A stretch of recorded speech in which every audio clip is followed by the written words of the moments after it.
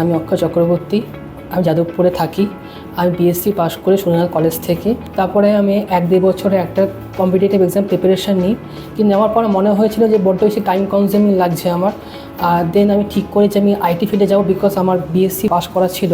তো আমি আইটি ফিল্ডে রিলেটেড আমি কিছু সার্চ করি গুগলে, সেখানে আমি ওয়েবস্কিটার্স একাডেমি দেখতে পাই এবং তাদের রিভিউ পড়ে আমার বেশ ভালোই লাগে। তারপর আমি ওয়েবস্কিটার্স একাডেমিতে আসি এবং এখানকার যে কোঅর্ডিনেটর ছিলেন তারা আমাকে ভালো করে বোঝান, আমাকে কী নেওয়া উচিত আমার পক্ষে সেটা আমাকে বলেন। তারপর আমি ডিসাইড করি যে আমি রিয়াক্ট জেএসের আমি অ্যাডমিশন নেব এবং রিয়াক্ট জেএসের উপর আমি প্রিপারেশান নেওয়া শুরু করি। তারপর এখানে এসে অ্যাডমিশন নিই। এখানকার যারা ফ্যাকাল্টি মেম্বার তারা খুবই ভালো আমাকে কোঅপারেটিভ করেছেন।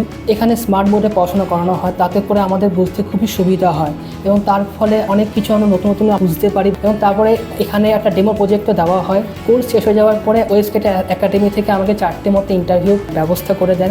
তার মধ্যে আমি একটা ইন্টারভিউতে ক্র্যাক করি।